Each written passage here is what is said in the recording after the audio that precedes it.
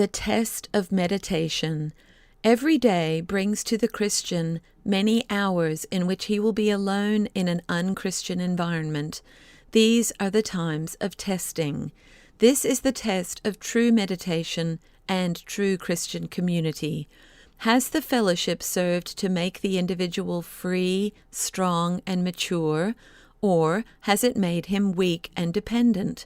Has it taken him by the hand for a while in order that he may learn again to walk by himself, or has it made him uneasy and unsure? This is one of the most searching and critical questions that can be put to any Christian fellowship.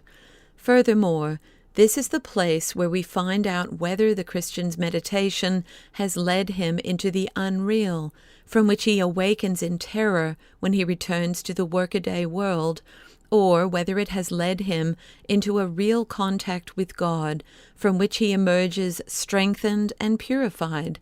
Has it transported him for a moment into a spiritual ecstasy that vanishes when everyday life returns?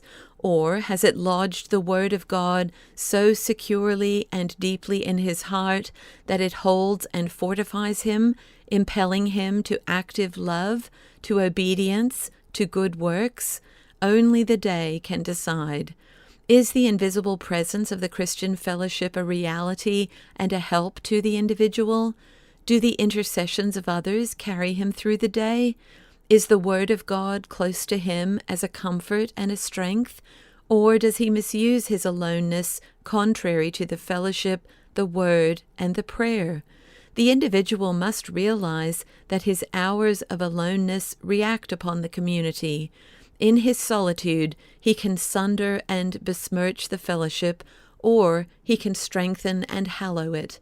Every act of self-control of the Christian is also a service to the fellowship.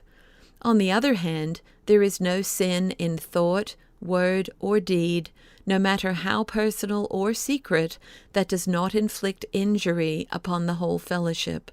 An element of sickness gets into the body. Perhaps nobody knows where it comes from or in what member it has lodged, but the body is infected. This is the proper metaphor for the Christian community. We are members of a body, not only when we choose to be, but in our whole existence.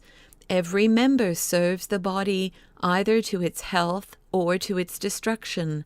This is no mere theory, it is a spiritual reality, and the Christian community has often experienced its effects with disturbing clarity, sometimes destructively, and sometimes fortunately.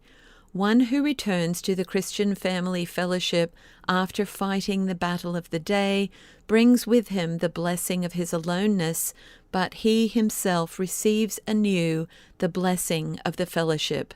Blessed is he who is alone in the strength of the fellowship, and blessed is he who keeps the fellowship in the strength of aloneness.